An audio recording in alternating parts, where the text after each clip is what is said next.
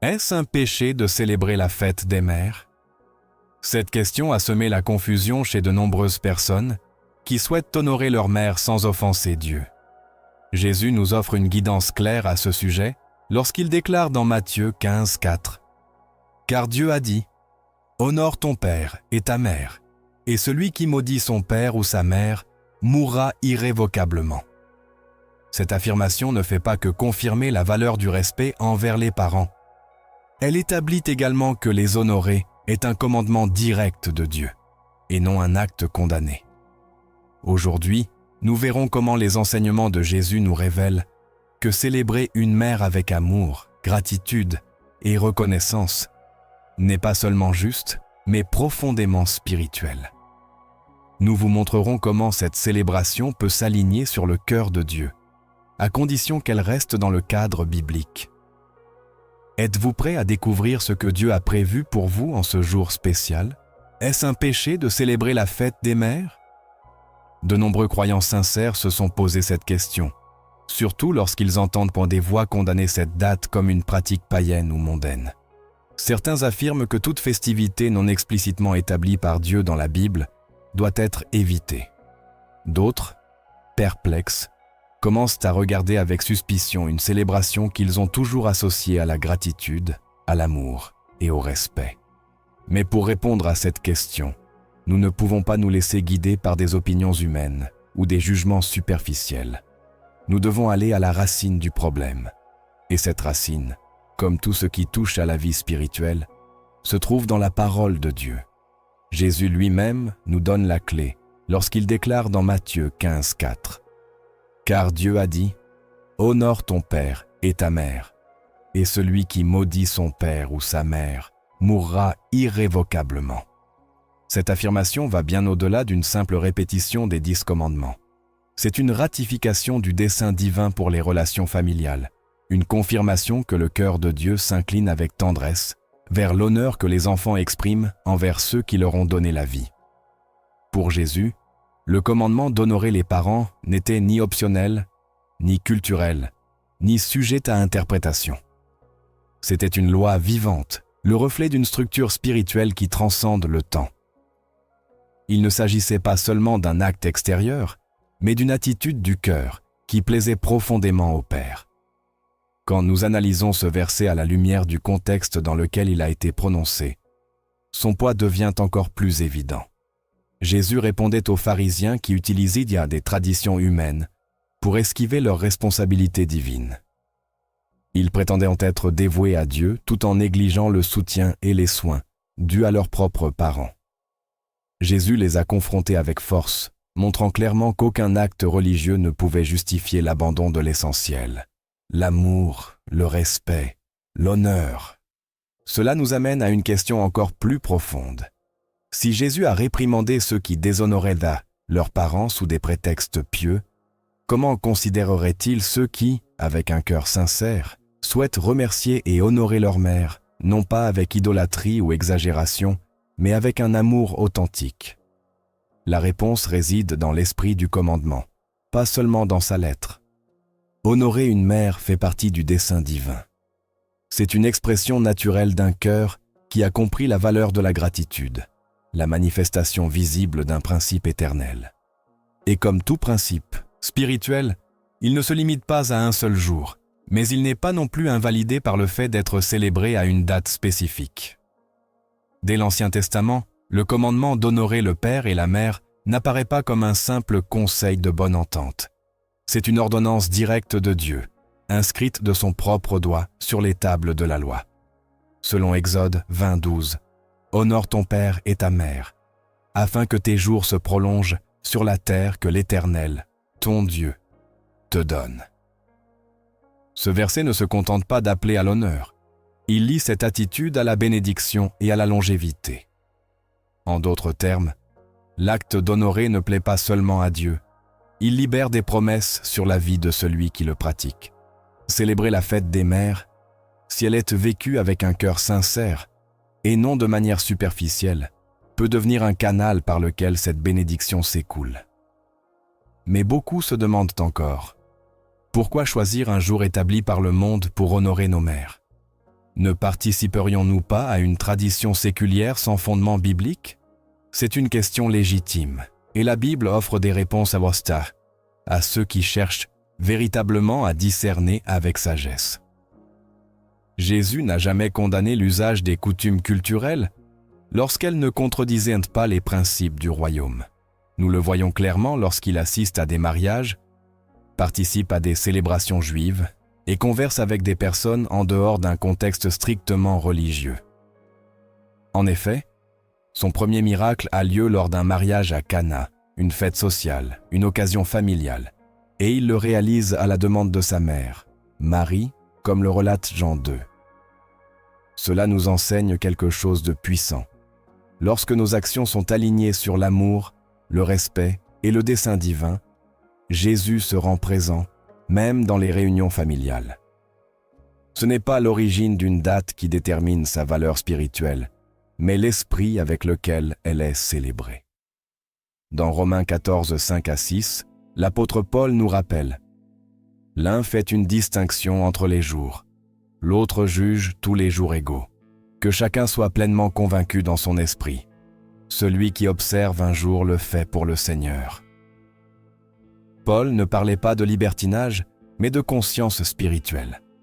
Il enseignait que l'externe, lorsqu'il est guidé par un cœur aligné sur Dieu, peut être consacré au Seigneur.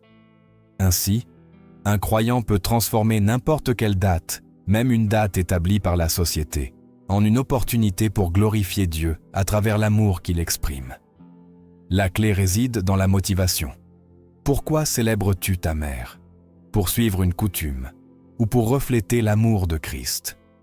Pour répondre à une attente sociale ou pour obéir au commandement de l'honneur?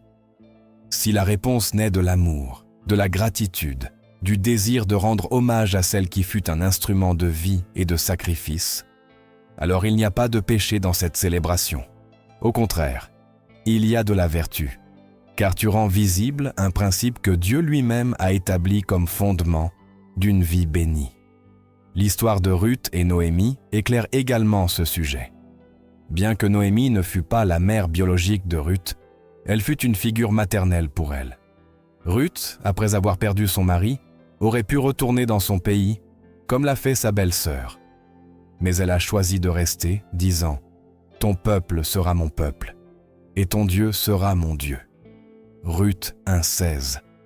Cette décision, fondée sur l'amour et le respect envers sa belle-mère, a changé son destin. Ruth est devenue une ancêtre de Jésus. Cet acte d'honneur, bien qu'il ne fût pas lié à une célébration annuelle, fut un geste visible, profond et transformateur. Il nous rappelle que l'honneur rendu aux mères, qu'elle soit biologique, adoptive, directe ou spirituelle, porte toujours une récompense, même sur la croix, dans le moment le plus douloureux et crucial de sa mission. Jésus n'a pas oublié sa mère. Jean 19, 26-27 nous raconte qu'en voyant sa mère et le disciple bien-aimé à ses côtés, Jésus dit « Femme, voici ton fils. » Puis il dit au disciple « Voici ta mère. » Et dès ce moment, le disciple l'a pris chez lui. Ce geste, au milieu de son agonie, révèle à quel point Jésus accordait de l'importance à la relation mère-fils. Il n'a pas délégué son soin à n'importe qui. Il s'est assuré que Marie serait sous la protection de quelqu'un qui l'aimerait et la respecterait. Si Jésus, sur la croix, a pensé à sa mère, comment pourrions-nous considérer comme un péché d'exprimer amour et gratitude à la nôtre? L'honneur ne se limite pas à des mots ou à des intentions. L'honneur se manifeste, s'exprime, se traduit en actes visibles d'amour. Et si un jour par an devient le catalyseur de ces actes, alors ce jour peut être racheté, sanctifié et utilisé pour rendre gloire à Dieu. Ce qui a été conçu comme une date commerciale peut être transformé par un cœur consacré. Ce qui a commencé comme une coutume peut devenir un témoignage. Car chaque fleur offerte, chaque mot écrit, chaque étreinte sincère en ce jour peut être une graine plantée dans l'âme d'une mère qui, peut-être, a attendu des années pour sentir que son effort était reconnu. Dieu ne s'oppose pas aux expressions d'amour. Il est amour. 1 Jean 4, 7, 8 le dit clairement. « Bien-aimés, aimons-nous les uns les autres, car l'amour vient de Dieu. Quiconque aime est né de Dieu et connaît Dieu. Celui qui n'aime pas n'a pas connu Dieu, car Dieu est amour. » Ainsi, tout acte né d'un amour véritable, loin d'être un péché, est une preuve que la présence de Dieu habite en celui qui le pratique. Honorer une mère avec un amour sincère est donc une manière de rendre Dieu visible sur terre. Nous ne pouvons pas oublier que nous vivons dans un monde qui montre de moins en moins de gratitude, où les relations familiales s'affaiblissent, où de nombreux parents et mères sont oubliés, isolés, méprisés. Dans ce contexte, la célébration de la fête des mères, bien comprise, peut être une déclaration contre-culturelle, un témoignage prophétique qui dit « Nous, nous nous souvenons. Nous, nous honorons. Nous, nous valorisons. Nous suivons le modèle du royaume, où l'amour et l'honneur ne sont ni négociés, ni tus, mais célébrés avec joie. » Jésus a expliqué à maintes reprises qu'il n'était pas venu abolir la loi, mais l'accomplir. Dans Matthieu 5, 17, il dit « Ne pensez pas que je sois venu abolir la loi ou les prophètes. Je ne suis pas venu pour abolir, mais pour accomplir. » Et la loi inclut le commandement de l'honneur. Ainsi, lorsque nous aimons nos mères, lorsque nous les honorons, lorsque nous leur consacrons des mots, des gestes et des moments spéciaux, nous accomplissons quelque chose qui est au cœur même de Dieu. L'important n'est pas l'étiquette de la date, mais ce que nous en faisons. Honorer une mère ne nécessite ni feu d'artifice, ni grand budget. Parfois, un appel, une prière, une lettre écrite avec l'âme suffit. Parfois, ce qui est le plus puissant est le plus simple. Jésus n'a pas prononcé de longs discours depuis la croix, mais ses mots envers sa mère ont suffi à changer son avenir. De la même manière, un mot prononcé avec foi peut guérir le cœur d'une mère blessée, relever l'esprit d'une femme épuisée, restaurer une connexion que l'ennemi a tenté de briser. La fête des mères peut être une opportunité divine, une date rachetée, une excuse sainte pour exprimer ce que le rythme de la vie nous a peut-être fait reporter. Ce n'est pas un péché, c'est un dessein. Ce n'est pas de l'idolâtrie, c'est l'obéissance au commandement. Ce n'est pas une culture vide, c'est le royaume en action. Car si Jésus, au milieu de la croix, a honoré sa mère, alors nous, en tant que ses disciples, devons faire de même, non seulement le 2e dimanche de mai, mais chaque jour. Mais si ce jour nous rappelle ce que nous devons vivre toute l'année, alors il a rempli sa mission. Et Dieu, qui sonde les cœurs, saura reconnaître l'amour qui se manifeste à travers une date qui, lorsqu'elle est vécue dans la sainteté, peut devenir un autel de gratitude. L'argument de l'idolâtrie. L'un des arguments les plus courants contre la célébration de la fête des mères est qu'elle pourrait être une forme déguisée d'idolâtrie.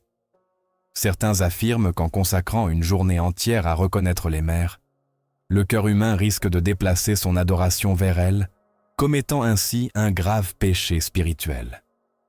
Cette préoccupation, bien que motivée par un zèle pour préserver la pureté doctrinale, peut facilement devenir une distorsion du véritable sens de l'honneur. Pour comprendre ce que Dieu approuve et ce qu'il condamne, nous devons clairement distinguer 2 concepts profondément différents: l'honneur biblique et l'adoration idolâtrique. La parole de Dieu établit dès le début qu'il ne partage sa gloire avec personne. Dans Ésaïe 42, 8, il est écrit « Je suis l'Éternel, c'est là mon nom. Je ne donnerai pas ma gloire à un autre, ni mon honneur aux idoles. » Ce verset est sans équivoque en affirmant que seul à Dieu revient l'adoration.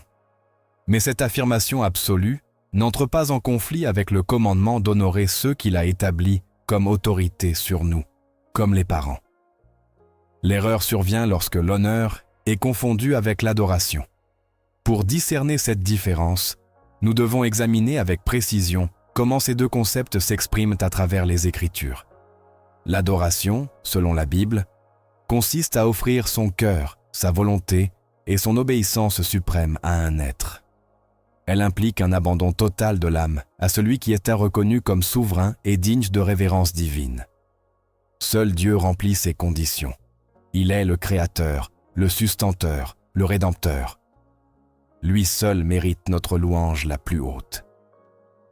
Dans Deutéronome 6,13, il est ordonné: tu craindras l'Éternel, ton Dieu, tu le serviras et tu jureras par son nom. Ce commandement est réaffirmé tout au long de la Bible, y compris dans les enseignements de Jésus, qui répondit par ce même verset lorsqu'il fut tenté dans le désert: tu adoreras le Seigneur, ton Dieu, et tu le serviras lui seul. Matthieu 4,10. En revanche, l'honneur n'implique ni déification, ni abandon spirituel total. L'honneur est une attitude de reconnaissance, de respect et de gratitude envers ceux à qui Dieu a assigné un rôle particulier dans notre vie. Dans le cas des parents, cet honneur est si significatif qu'il fait partie du décalogue. Mais à aucun moment Dieu ne suggère que honorer ses parents équivaut à les adorer. En fait, le même Dieu qui condamne l'idolâtrie avec sévérité ordonne également sans ambiguïté: honore ton père et ta mère. Exode 20:12. Cette distinction est cruciale car, tout comme Dieu ordonne de n'adorer aucun autre Dieu, il établit clairement que nous devons valoriser, respecter et être reconnaissants envers nos parents. Si exprimer amour, gratitude et reconnaissance envers nos mères était de l'idolâtrie, nous serions face à une contradiction dans les Écritures. Mais Dieu ne se contredit pas. Ce qu'il condamne, ce n'est ni l'amour sincère, ni l'honneur respectueux, mais le culte qui usurpe sa place dans le cœur humain. Lorsqu'on accuse à tort la fête des mères d'être idolâtrique par nature, on applique une logique qui ne résiste pas à l'analyse biblique. Car si toute forme de reconnaissance humaine était de l'idolâtrie, il faudrait également condamner le respect envers les pasteurs, les gouvernants, les enseignants ou les anciens de l'Église. Or, la Bible ne le fait pas. Au contraire, dans Romains 13,7, nous lisons: « Rendez à tous ce qui leur est dû, à qui l'impôt, l'impôt, à qui la taxe, à qui le respect, à qui l'honneur, l'honneur. » Cette exhortation montre que l'honneur humain, lorsqu'il est donné dans une juste mesure et dans le cadre spirituel approprié, est non seulement acceptable, mais requis. Ce qui distingue l'honneur de l'adoration, c'est l'intention du cœur. Dieu examine les pensées les plus intimes. Il sait si une expression de gratitude envers une mère naît d'un désir sincère d'obéir à sa parole, ou s'il s'agit d'une élévation excessive qui usurpe son seigneurie. Lorsque l'amour honore sans idolâtrer, lorsque la gratitude s'exprime sans déviation spirituelle, il n'y a pas d'offense devant Dieu. Au contraire, il y a obéissance et révérence envers son dessein. Jésus l'a clairement montré en parlant de la hiérarchie de l'amour. Dans Luc 14,26, il déclara: « Si quelqu'un vient à moi et ne hait pas son père, sa mère, sa femme, ses enfants, ses frères, ses sœurs, et même sa propre vie, il ne peut être mon disciple. » Ces paroles fortes, à première vue, ne prônent pas le mépris envers les êtres chers, mais établissent un principe. L'amour pour Dieu doit primer sur tous les attachements humains. C'est une question de priorité spirituelle. Jésus ne nie pas l'honneur dû aux parents. Il établit que même les liens humains les plus sacrés ne peuvent la se comparer à la suprématie de Dieu. Ainsi, célébrer une mère avec un amour pur et en obéissance à Dieu ne la place pas au-dessus du Créateur, mais honore le rôle que Dieu lui-même lui a assigné. La maternité est une vocation sanctifiée par le dessein divin. Dès la Genèse, la femme a été appelée à être mère de vie, aide précieuse, formatrice de générations. Dans Proverbes 31-28, l'éloge de la femme vertueuse est présenté comme un modèle d'honneur légitime. Ses fils se lèvent et la disent bienheureuse. Son mari aussi la loue. Ce texte, inspiré par Dieu, montre clairement que l'honneur public et verbal envers une mère est non seulement permis, mais loué dans les Écritures. Lorsque les enfants se lèvent pour bénir leur mère, lorsque leurs paroles édifient et élèvent à sa dignité, ils ne commettent pas d'idolâtrie. Ils obéissent à la sagesse divine. La Bible n'oppose aucune objection à ce type de reconnaissance. Au contraire, elle le présente comme un signe de justice, de sagesse et de maturité spirituelle. Tout au long de l'histoire biblique, nous voyons également que Dieu lui-même honore ceux qu'il a choisis pour accomplir un dessein. Bien que l'adoration lui appartienne toujours, l'honneur peut être accordé à ses serviteurs sans que cela ne constitue un péché. Dans 1 Timothée 5,17, Paul ordonne que les anciens qui dirigent qu'au bien soient jugés dignes d'un double honneur, surtout ceux qui travaillent à la prédication et à l'enseignement. Ici, le terme « double honneur » implique reconnaissance, appréciation et même un soutien matériel. L'honneur n'est pas synonyme d'adoration, c'est une réponse spirituelle au rôle que quelqu'un joue sous la direction de Dieu. La mère, au sein de la structure familiale conçue par Dieu, remplit un rôle sacré. Elle est une collaboratrice directe dans la formation de l'âme humaine. Sa tâche n'est pas simplement biologique. La maternité mêle compassion, enseignement, sacrifice et don constant. Nier une reconnaissance juste, c'est ignorer une dimension spirituelle établie par le Créateur. Célébrer sa vie, son effort, son rôle, c'est agir en conformité avec la justice et la gratitude que la parole exige. Ce qu'il faut éviter, c'est de transformer toute forme d'honneur en un culte exagéré ou déviant.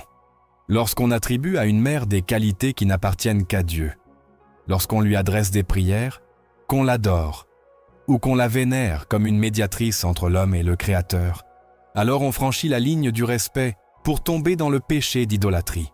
Mais cela n'est pas ce qui se produit dans une célébration saine, centrée sur l'amour, l'obéissance et la gratitude. Une fleur n'est pas de l'idolâtrie. Un mot de gratitude n'est pas une hérésie. Une étreinte sincère n'est pas une transgression. C'est l'accomplissement du commandement. Honore ta mère. L'idolâtrie naît d'un cœur qui déplace Dieu, non des formes extérieures.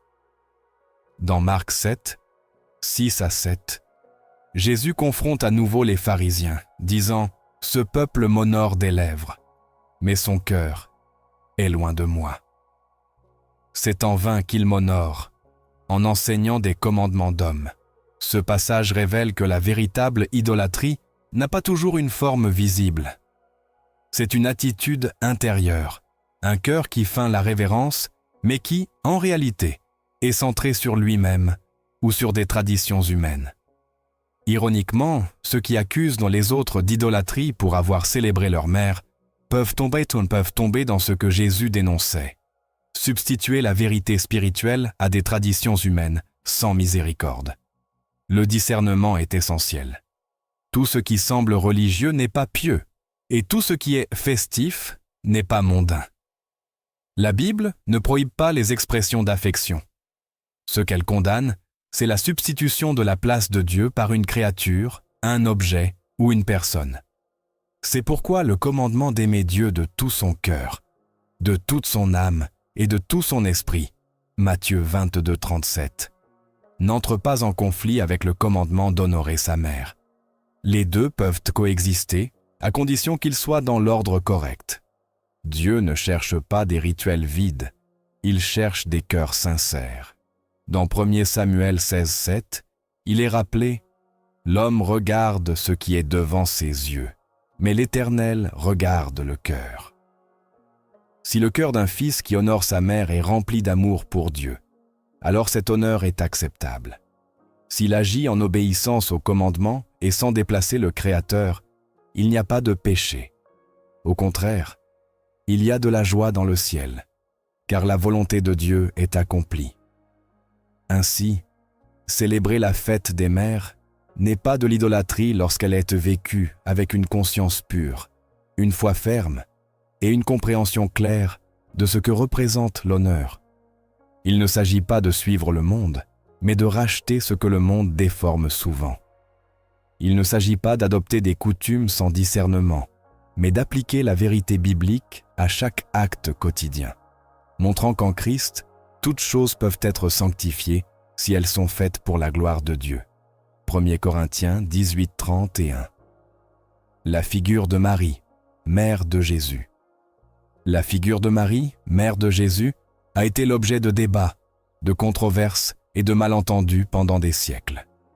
Certains ont élevé son image à des niveaux d'adoration qui contredisent la centralité de Christ comme unique médiateur entre Dieu et les hommes. D'autres, par peur de tomber dans l'idolâtrie, ont choisi de minimiser son importance et de réduire son rôle à celui d'un simple personnage biologique dans le récit évangélique. Mais la vérité révélée dans les Écritures n'a besoin ni d'exagération, ni d'omission. L'équilibre parfait se trouve en observant attentivement comment Jésus lui-même s'est rapporté à Marie, comment il l'a honorée, comment il l'a aimée, et comment il n'a jamais permis que son rôle soit confondu avec le trône de la divinité. Dès les premiers chapitres de l'Évangile, Marie est présentée comme une femme favorisée par Dieu. L'ange Gabriel, en lui rendant visite, lui dit « Salut, toi qui es hautement favorisée, le Seigneur est avec toi. Tu es bénie entre les femmes. » Luc 1er 28. Cette déclaration n'est pas une exaltation de nature divine, mais une reconnaissance de la grâce de Dieu sur sa vie. Marie a été choisie, non par mérite humain, mais par le plan souverain du Créateur.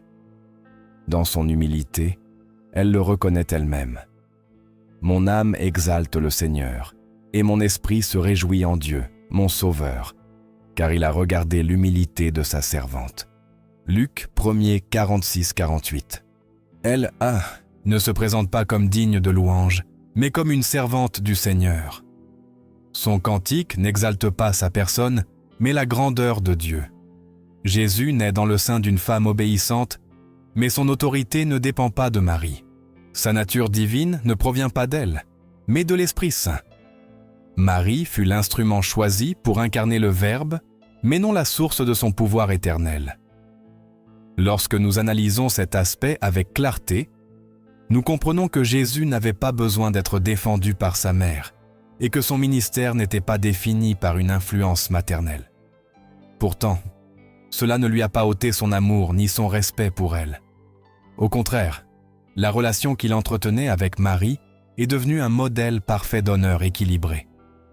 Reconnaissance sans idolâtrie, amour sans abandon spirituel. L'un des moments les plus révélateurs de l'interaction entre Jésus et sa mère se produit dans Jean 2, lors des noces de Cana. Face au manque de vin, Marie s'approche de Jésus et lui dit « Ils n'ont plus de vin ». Jésus lui répond « Femme, qu'y a-t-il entre toi et moi ? Mon heure n'est pas encore venue. » Jean 2,4. À première vue, ces paroles peuvent sembler rudes, mais elles ne le sont pas.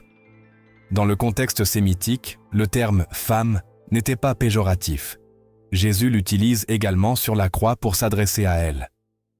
Sa réponse est une manière d'affirmer que son ministère n'était pas soumis à des agendas humains, pas même à celui de sa mère.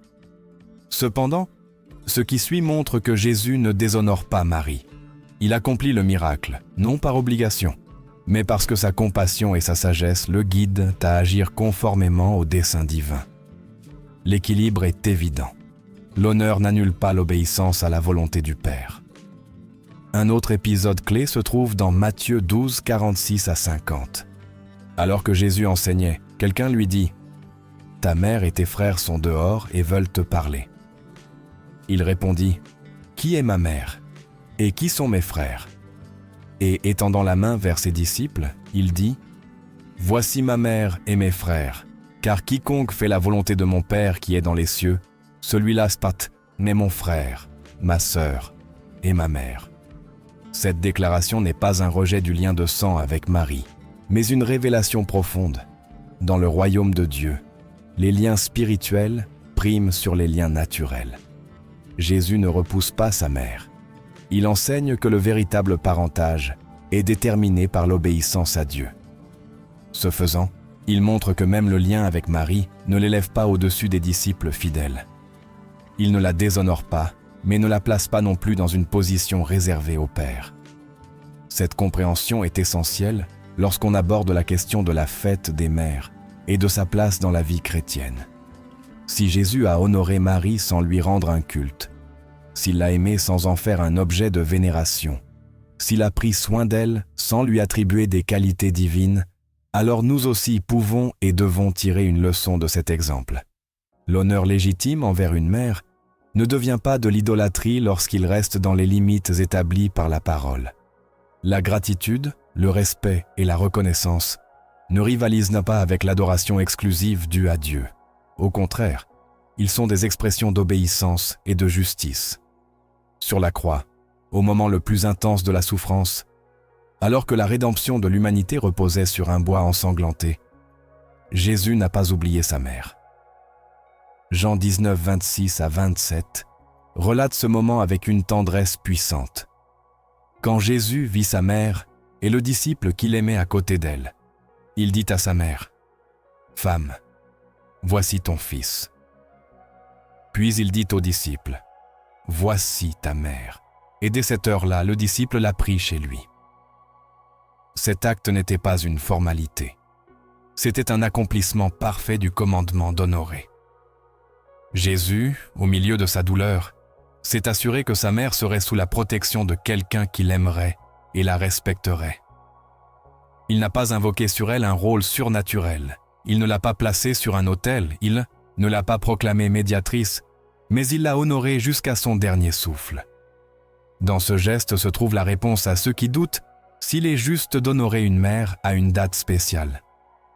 La Bible ne présente pas Marie comme une figure à qui nous devons adresser nos prières. Elle n'apparaît pas en train d'intercéder depuis les cieux, ni de recevoir des titres qui appartiennent uniquement à Dieu. Mais elle apparaît comme une femme obéissante, digne de respect, un exemple d'humilité et de fidélité. Dans Actes 1,14, après l'ascension de Jésus, Marie est parmi les disciples qui persévèrent unanimement dans la prière. Elle n'est pas sur un piédestal, elle est en communion.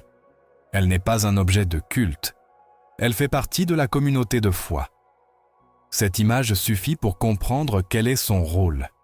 Une femme de foi, honorée par Dieu, aimée par son Fils et rappelée par l'Église avec respect, mais sans adoration. Lorsque l'on célèbre la fête des mères, on ne construit pas un autel à Marie ni à aucune femme. On suit un principe que Jésus lui-même a incarné.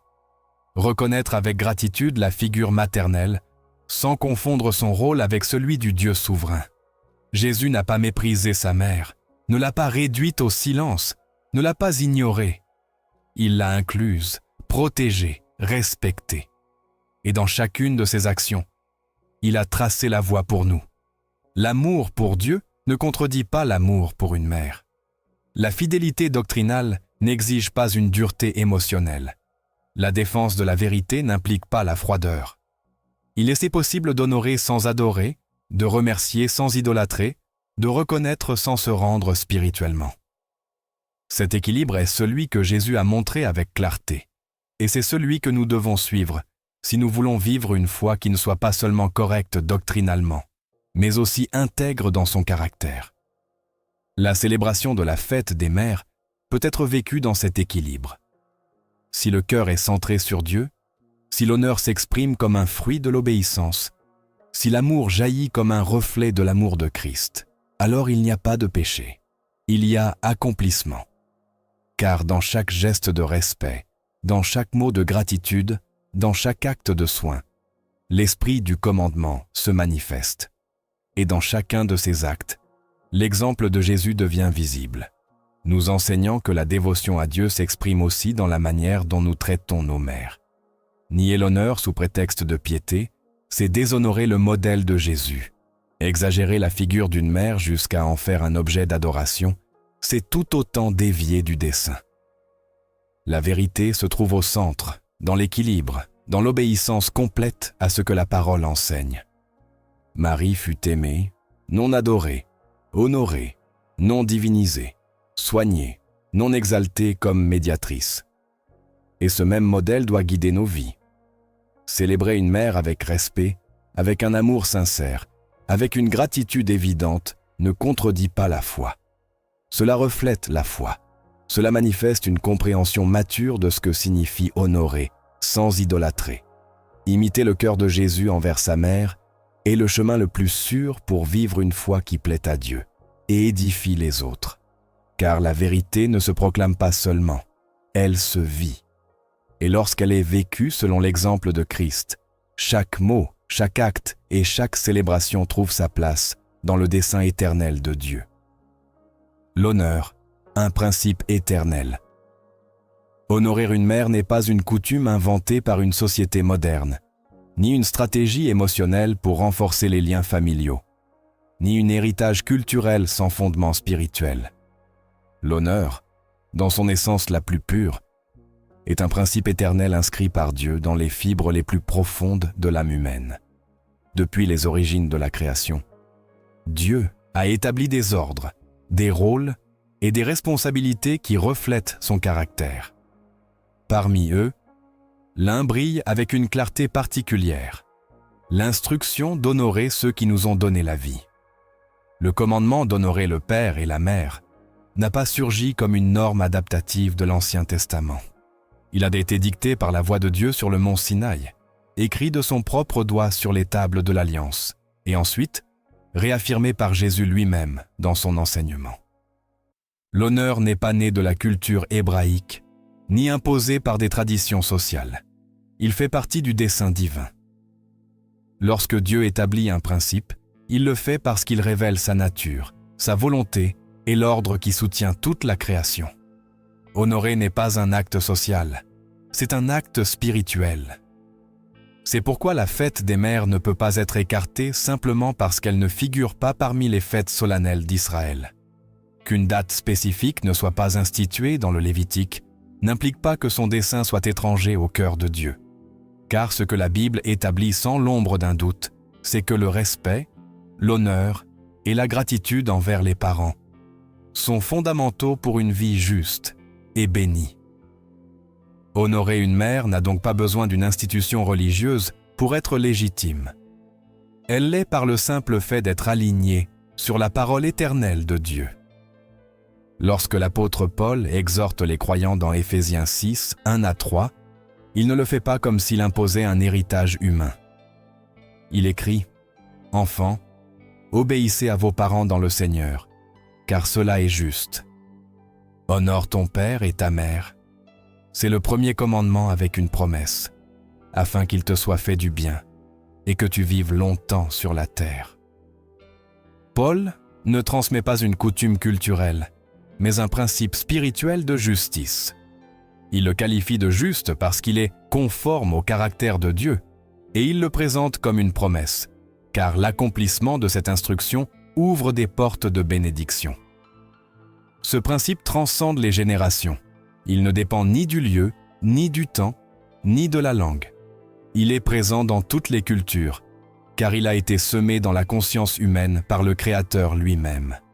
C'est pourquoi, même dans des peuples qui n'ont jamais lu la Bible, il existe un élan naturel à remercier et respecter les parents.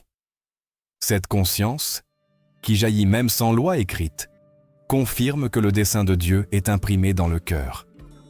Romains 2,15 parle de cette loi inscrite dans l'intériorité, attestée par la conscience. L'honneur n'a pas besoin d'être enseigné par une stratégie culturelle, car il a été révélé depuis l'éternité. Quand quelqu'un remet en question la validité de la fête des mères, en la considérant comme une invention moderne, il oublie que la date ne sanctifie pas l'acte, mais que l'acte peut sanctifier la date. Ce qui détermine si quelque chose plaît ou non à Dieu, ce n'est pas son origine chronologique, mais la fidélité avec laquelle il s'aligne sur ses principes. Si l'honneur est éternel, alors tout ce qui naît de lui et s'exprime avec un cœur droit peut également être accepté en sa présence. Ce n'est pas la date qui compte, mais l'esprit avec lequel elle est vécue. Même dans les fêtes établies par Dieu, ce qu'il a toujours cherché, c'est le cœur de l'adorateur. Dans Ésaïe 1,13-17, Dieu réprimande un peuple qui respecte toutes les solennités, mais a perdu le cœur. L'accomplissement extérieur sans un cœur aligné devient abominable. En revanche, un acte né d'un cœur rempli de gratitude, même s'il n'est pas liturgiquement institué, peut être un parfum agréable devant le trône. Si une personne consacre une journée à remercier sa mère pour des années de dons, de larmes, d'efforts et de prières, comment cela pourrait-il être un péché si cela naît de l'amour et s'aligne sur un commandement éternel. L'honneur que Dieu exige n'est ni silencieux ni abstrait. Il est visible, pratique, actif. Jésus a sévèrement confronté ceux qui annulèrent le commandement d'honorer sous des prétextes religieux. Dans Marc 7,10, il dénonça ceux qui disaient que leur bien était corban, consacré à Dieu, pour éviter d'aider leurs parents. Il les accusa d'invalider le commandement de Dieu par leur tradition. Il ne s'agissait pas d'une transgression rituelle, mais d'une omission du devoir spirituel le plus fondamental, l'honneur. Jésus ne défendait ni la neutralité ni la négligence, mais exigeait un honneur qui se manifeste par des actes. Ainsi, ceux qui, aujourd'hui, rejettent l'idée de célébrer leur mère, sous prétexte d'éviter le péché, doivent examiner soigneusement s'ils ne sont pas, comme ces pharisiens, en train d'utiliser une excuse doctrinale pour esquiver une responsabilité divine. Car si le commandement d'honorer est si clair, si central et si riche de promesses, alors tout moyen qui contribue à son accomplissement, qu'il s'agisse d'une date, d'un geste ou d'un mot, peut et doit être utilisé avec liberté, tant que le cœur reste en obéissance à Dieu. L'honneur n'est ni optionnel ni négociable. Il ne dépend ni des cultures, ni des calendriers, ni des contextes historiques. C'est une manifestation du royaume de Dieu. Et tout ce qui contribue à sa pratique, si cela naît de l'amour, de l'obéissance et du désir de plaire à Dieu, a une valeur éternelle. Ce n'est pas la culture qui définit ce qui est juste aux yeux de Dieu, mais sa parole. Et sa parole continue de dire « Honore ton père et ta mère ». Celui qui comprend cette vérité saura discerner que célébrer une mère n'est pas un péché, mais une obéissance active à un principe qui n'a pas passé et ne passera jamais. L'honneur, une manifestation de la foi. Le cœur d'une personne se révèle davantage par ses actes quotidiens que par ses paroles éloquentes. Et il n'y a pas de domaine plus transparent pour manifester cette réalité que la manière dont un fils traite sa mère. La relation avec Dieu n'est ni une idée abstraite, ni un sentiment caché. C'est une réalité qui se manifeste dans nos relations humaines, surtout les plus proches. C'est pourquoi l'attitude qu'une personne adopte envers sa mère en dit bien plus sur sa vie spirituelle qu'une prière publique ou un chant communautaire. Dieu, qui sonde les cœurs, observe avec attention comment la foi s'exprime dans l'intimité du foyer, dans le traitement de ceux qui nous ont donné la vie et nous ont aimés, avant même que nous sachions parler. Proverbe 10, 1 affirme « Un fils sage réjouit son père, mais un fils insensé est la tristesse de sa mère. » Il ne s'agit pas seulement d'une description émotionnelle, mais d'une vérité spirituelle. La sagesse biblique n'est pas simplement une connaissance, c'est la capacité d'agir conformément à la volonté de Dieu. Un fils sage ne l'est pas par ce qu'il sait, mais par la manière dont il vit. Et l'un des domaines où cette sagesse est mise à l'épreuve est la façon dont il répond à l'appel à honorer sa mère. La folie, en revanche, ne consiste pas seulement à ignorer la vérité, mais à lui résister par des attitudes qui contredisent les principes du royaume. Ainsi, lorsqu'une personne méprise, néglige ou déshonore sa mère, elle ne manifeste pas une rébellion culturelle, mais une insensibilité spirituelle. L'honneur n'est pas un acte symbolique réservé aux cérémonies, ni une formule pour des jours précis. C'est une disposition du cœur qui doit se traduire en action visible. Lorsqu'une personne marche avec Dieu, elle ne peut le cacher dans la manière dont elle traite ceux qui lui sont les plus proches. Dans Matthieu 7,16, Jésus a dit « Vous les reconnaîtrez à leurs fruits ». Cette affirmation ne se limite pas au contexte évangélique, mais s'applique à toute manifestation d'une foi authentique. Le fruit de l'esprit se reconnaît dans le traitement, la sensibilité, le respect, la disposition à servir, la manière dont nous répondons aux figures d'autorité établies par Dieu. La mère, en tant que pilier de la famille, occupe une place centrale dans cet environnement où les fruits doivent mûrir. Il est impossible d'avoir un cœur aligné sur Dieu tout en méprisant, ignorant ou minimisant celle qui a été un instrument de vie. Jésus a enseigné que c'est de l'abondance du cœur que la bouche parle. Si le cœur a été touché par la grâce divine, cette abondance se reflètera également dans des paroles d'honneur, de bénédiction, de gratitude envers la mère. On ne peut proclamer l'amour pour Dieu tout en semant l'indifférence à la maison. Dans 1 Jean 4:20, il est établi avec force. Si quelqu'un dit « J'aime Dieu » et qu'il haïsse son frère, c'est un menteur. Ce principe s'étend à toutes les relations. Une foi qui ne transforme pas le traitement quotidien n'est pas une foi authentique. La fête des mères devient ainsi un miroir dans lequel beaucoup peuvent se voir avec clarté. Ce n'est pas la date en soi qui importe, mais l'attitude qu'elle révèle.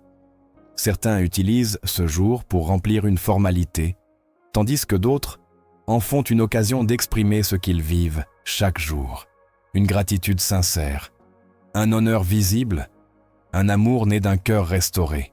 La différence ne réside pas dans le cadeau offert, mais dans la disposition avec laquelle on honore. Il n'y a pas de valeur spirituelle dans ce qui est fait sans conviction. Mais lorsqu'un fils agit mu par la parole et par la foi, même un geste simple devient un acte d'obéissance.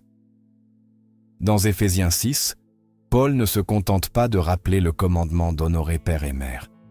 Il ajoute une promesse liée à cette obéissance, afin qu'il te soit fait du bien et que tu vives longtemps sur la terre.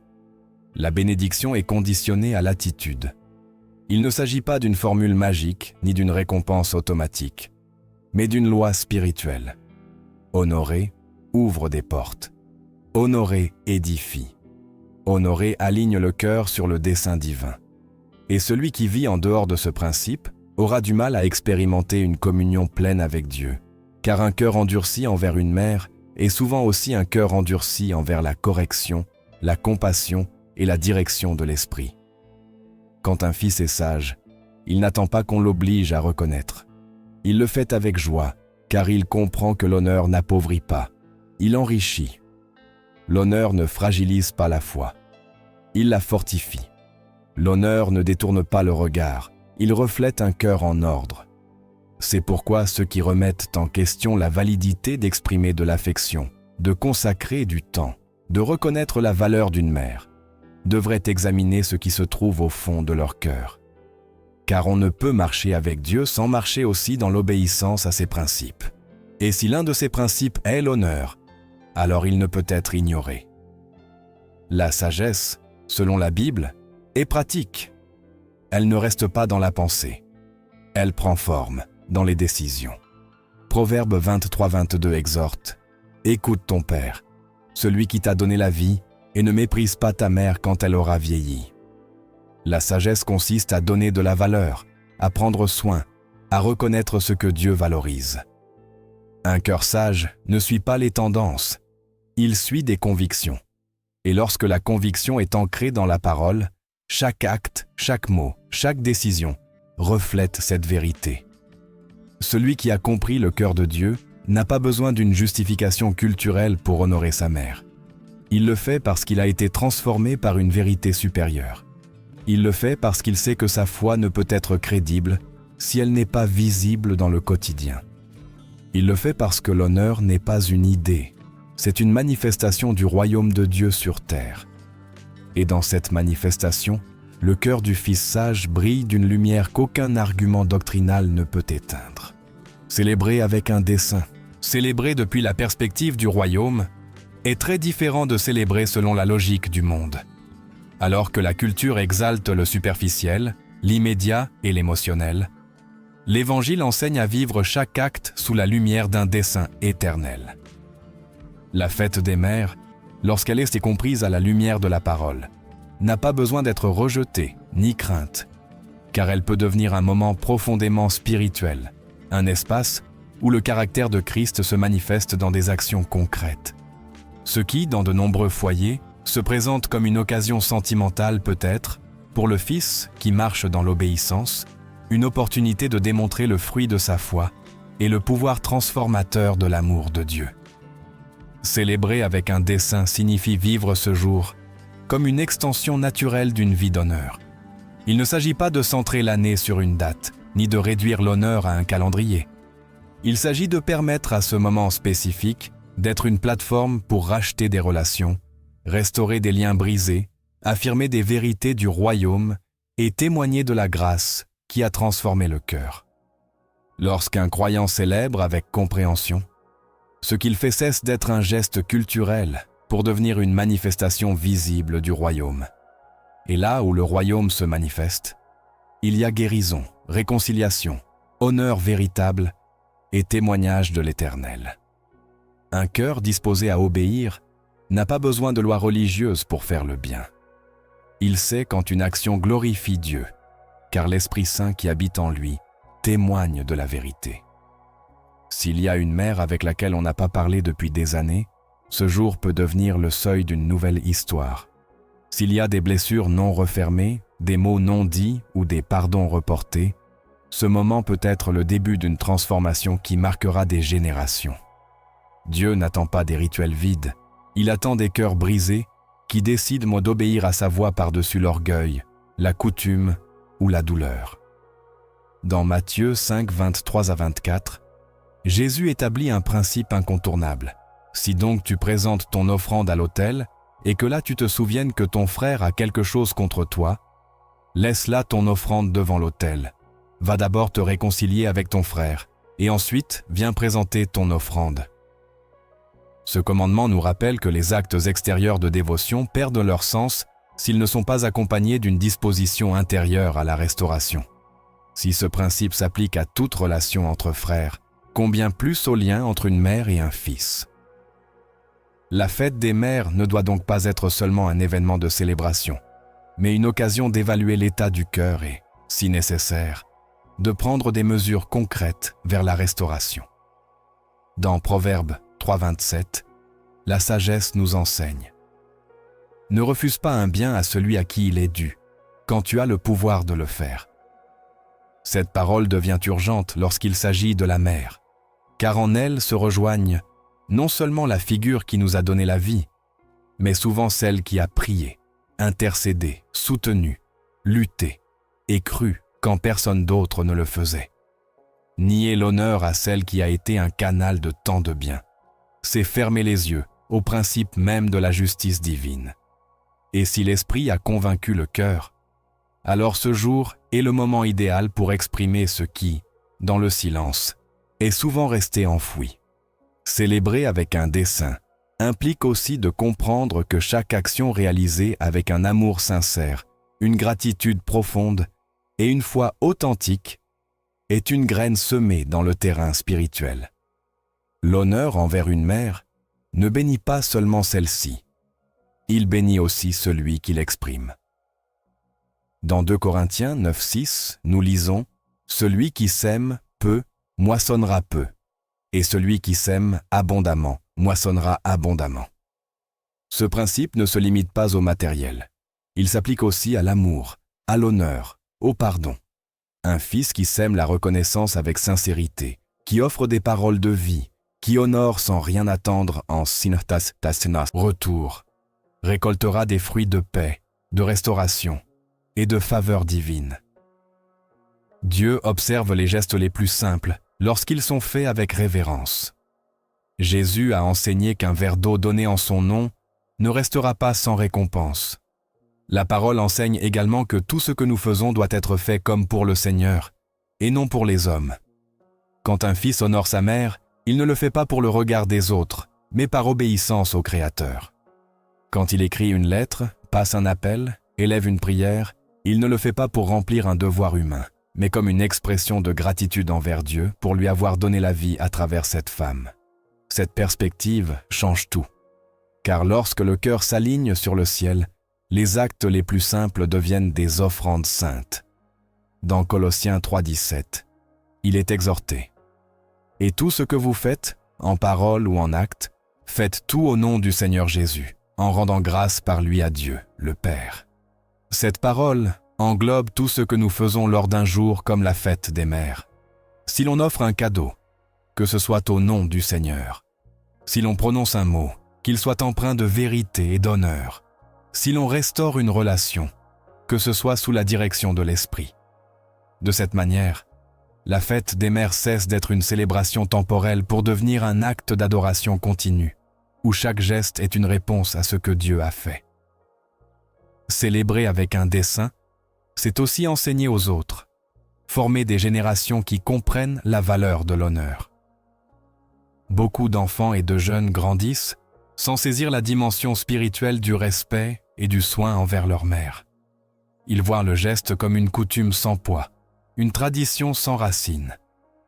Mais lorsqu'un parent leur enseigne, par des paroles et des actes, qu'honorer une mère, c'est obéir à Dieu, alors ils sèment des valeurs éternelles qui porteront du fruit en temps voulu. La fête des mères est aussi une opportunité d'enseigner, de modeler, de laisser un héritage d'honneur qui ne s'efface pas. Dans Deutéronome 6, 6 à 7, Dieu ordonne « Ces paroles que je te donne aujourd'hui seront dans ton cœur. Tu les inculqueras à tes enfants et tu en parleras quand tu seras dans ta maison. » La formation spirituelle ne se limite pas au temple. Elle commence dans le foyer, dans les gestes quotidiens, dans les paroles sincères. Ainsi, lorsqu'un parent guide sa famille à vivre cette célébration depuis la perspective du royaume, il fait bien plus qu'organiser un repas spécial. Il bâtit sur le roc. Il transmet un héritage spirituel qui résistera au passage du temps. Et même si la mère n'a pas été parfaite, même s'il y a des blessures non guéries, le principe de l'honneur reste intact. Honorer ne signifie pas justifier les erreurs, c'est obéir à Dieu. Ce n'est pas excuser l'injustice, c'est libérer le cœur du ressentiment. Un honneur saint ne repose pas sur le comportement de l'autre personne, mais sur la disposition intérieure de celui qui décide de plaire à Dieu par-dessus tout. Dans Romains 12, 18, il est encouragé. « S'il est possible, autant que cela dépend de vous, soyez en paix avec tous les hommes. » Cette exhortation s'applique aussi à la relation avec la mère. Parfois, la paix commence par un geste simple, un mot prononcé avec humilité, une étreinte offerte sans rien attendre, un appel qui abat le mur du silence. Célébrer avec un dessein, c'est racheter ce que d'autres ont rendu superficiel. C'est prendre une date et la transformer en autel. C'est comprendre que chaque opportunité d'honorer est une opportunité de révéler Christ dans un monde qui trivialise le sacré. Le Fils obéissant transforme l'ordinaire en saint, car là où un cœur est aligné sur la vérité, chaque action est une adoration, chaque mot une graine, chaque célébration une occasion pour que la lumière de Dieu brille. La fête des mères n'est pas une menace spirituelle si elle est vécue dans l'obéissance. C'est une plateforme, un pont, une opportunité de glorifier Dieu par des actions nées du cœur. Il n'y a pas de péché à célébrer ce que Dieu honore. Il n'y a pas d'erreur à aimer comme Jésus a aimé. Il n'y a pas de danger à exprimer librement ce que le ciel a déjà établi comme juste. Car lorsqu'un fils honore, il ne bénit pas seulement sa mère. Il témoigne au monde de la nature du royaume. Et cet honneur, semé avec foi, portera du fruit en son temps, dans cette vie et dans celle à venir. Le véritable dilemme, le cœur révélé. Le véritable dilemme ne réside pas dans le fait de savoir si une date est biblique ou non, mais dans ce qu'elle révèle de notre cœur, dans la manière dont nous choisissons de la vivre. Ce que beaucoup oublient lorsqu'ils se demandent si célébrer la fête des mères est un péché, c'est que tout ne se résout pas par des lois visibles, mais par des principes invisibles que Dieu a semés au plus profond de l'âme. Tout au long de l'histoire biblique, Dieu s'est moins intéressé au calendrier qu'au caractère. Il n'a pas demandé les dates exactes des sacrifices, mais l'intégrité du sacrifice intérieur. Il n'a pas exigé des festivités sans âme, mais un peuple qui comprenne sa volonté, même lorsque personne ne le regardait. Le vrai problème ne réside pas dans l'acte de célébrer, mais dans le fait de savoir si nous avons appris à reconnaître la voix de Dieu au milieu du quotidien. Si une date devient une opportunité de démontrer l'obéissance, la réconciliation et l'humilité, alors elle a été rachetée par le royaume. Mais si elle devient une justification pour l'indifférence ou le jugement, alors elle révèle une déconnexion avec le cœur du Père. La fête des mères, comme tout autre moment de la vie, a le pouvoir de révéler en qui nous sommes en train de nous transformer. Il ne s'agit pas de savoir si le monde la célèbre ou non. Il s'agit de savoir si nous utilisons chaque jour pour refléter le caractère de Christ. Célébrer avec sagesse, c'est aussi apprendre à discerner ce que Dieu attend de nous au-delà de la lettre. Dans un monde saturé de discours vides, une vie qui honore en silence a plus de pouvoir que 1000 arguments. Une attitude qui s'incline avec humilité, qui bénit sans attendre, qui aime sans condition, laisse une empreinte indélébile. C'est la célébration que Dieu regarde, non celle qui se passe à table, ni celle qui est publiée sur les réseaux, mais celle qui naît dans le secret, dans le cœur, qui a appris à obéir même sans être vu. Ce qui définit si quelque chose est saint, ce n'est pas le titre que l'homme lui donne, mais l'intention qui naît dans l'âme. Jésus a marché parmi les coutumes, les fêtes, les jours de repos, les mariages et les réunions familiales. Et au milieu de tout cela, il n'a jamais été contaminé, car tout ce qu'il touchait devenait sacré. De la même manière, un fils rempli de l'esprit peut transformer une date ordinaire en une expression d'honneur éternel. Car lorsque le ciel habite le cœur, chaque jour devient une opportunité de glorifier Dieu. Et s'il existe un jour qui peut être utilisé pour élever des paroles de vie, pour semer l'honneur, pour refléter Christ dans l'intimité de la famille, alors ce jour a un dessein. Ce n'est pas un péché de le célébrer. C'est un péché d'ignorer l'appel de Dieu à aimer, à respecter, à honorer et à vivre sa vérité, même dans les choses les plus simples.